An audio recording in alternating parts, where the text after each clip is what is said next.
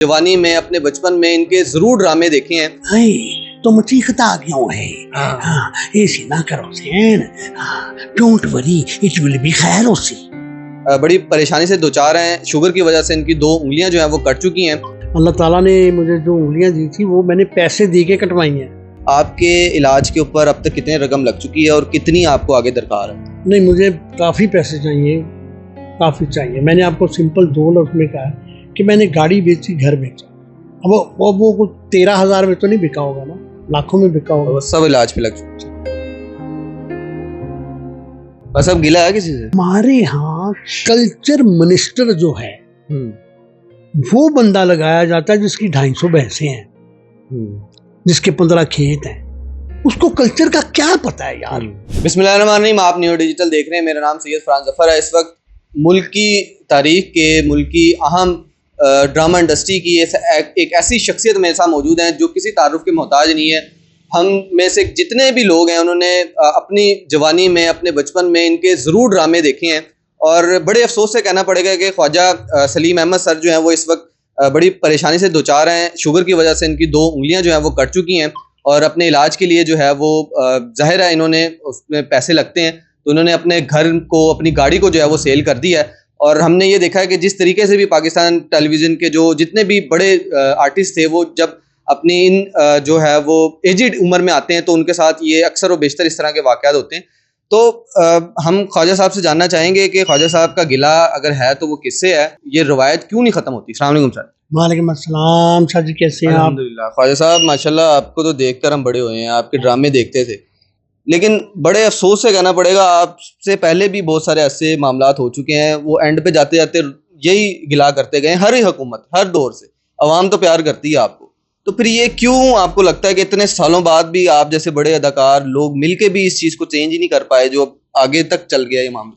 बात पता क्या है, देखिए मैं अक्सर एक एग्जांपल दिया करता हूँ कि आम के पौधे पे खरबूजे नहीं लगते, आम ही लगता है ना। जैसे शुरू से हमारी रिवायात चली आ रही है अभी भी वैसी है। इसको किसी ने चेंज करने की कोशिश ही नहीं की।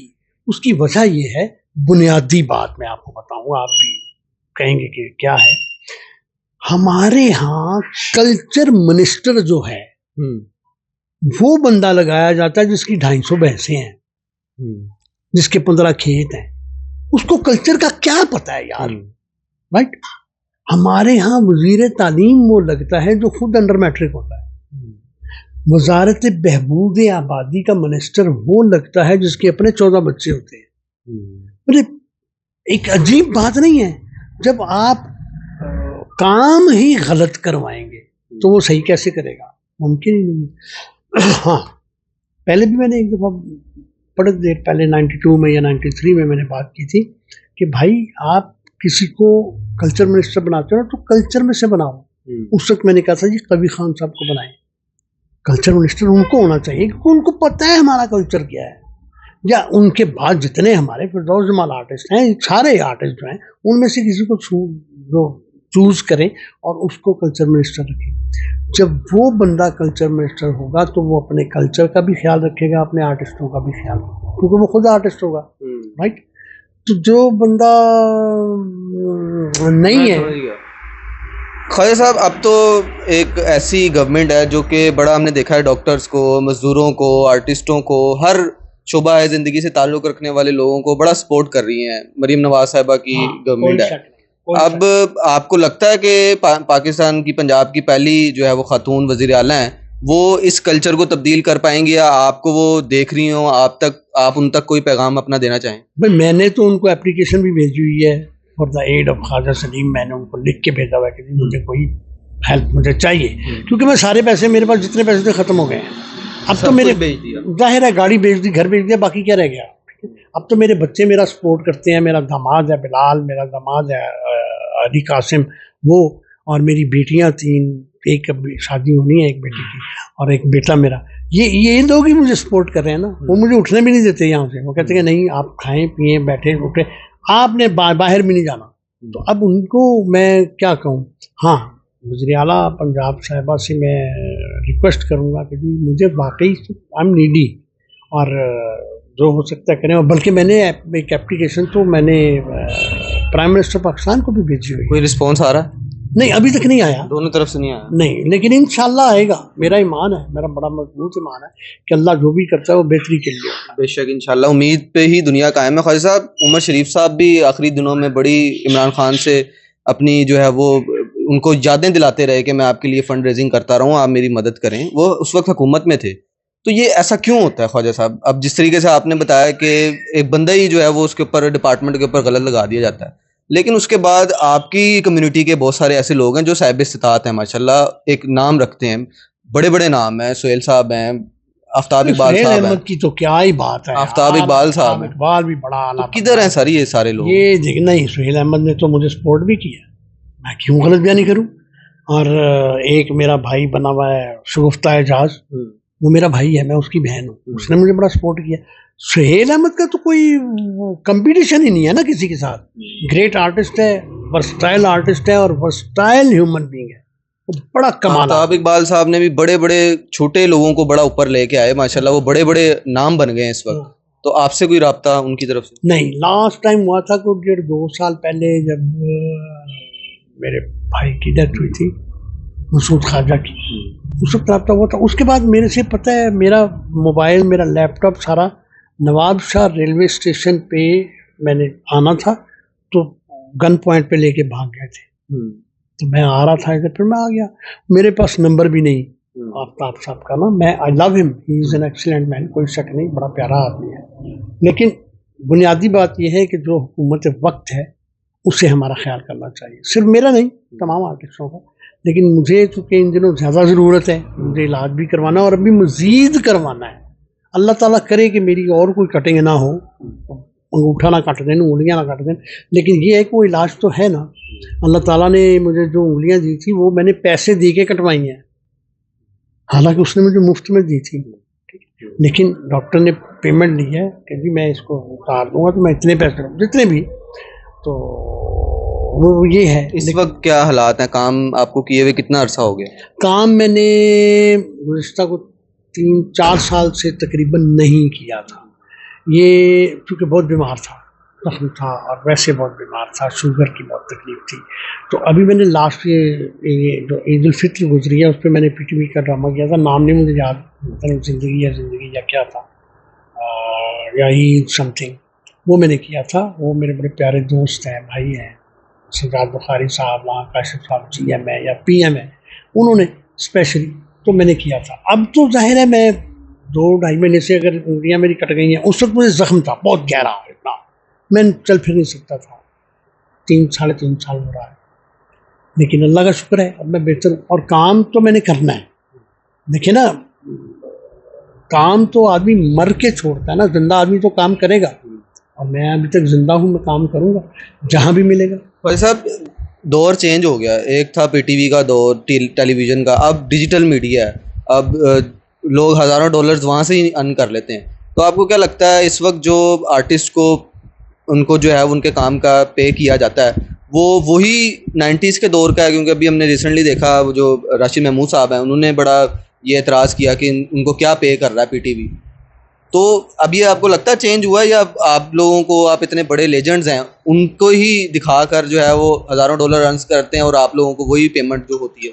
PTV कंपटीशन से निकल गया हुआ, प्राइवेट चैनल्स दिखा, मैं प्राइवेट की तरफ भी आ रहा हूँ।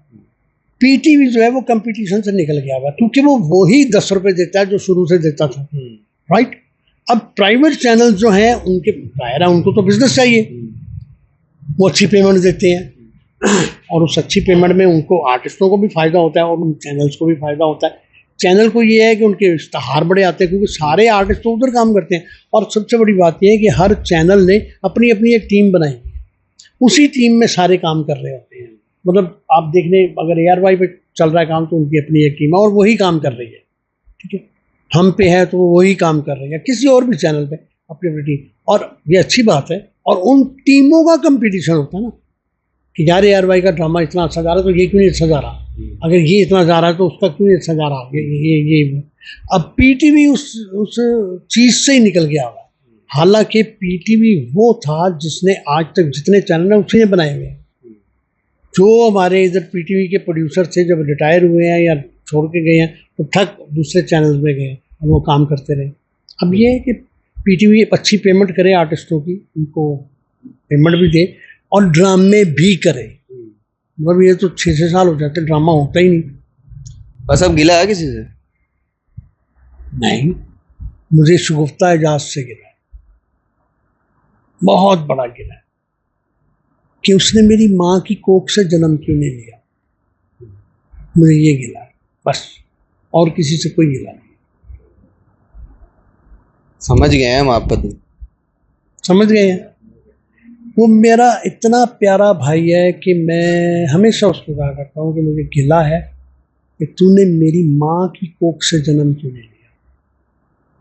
तेरा मेरा ब्लड रिलेशन होता है, लेकिन अभी भी मेरा उसका ब्लड रिलेशन से बड़ा रिलेशन है। मेरा भाई है, मैं उसकी बहन हूँ।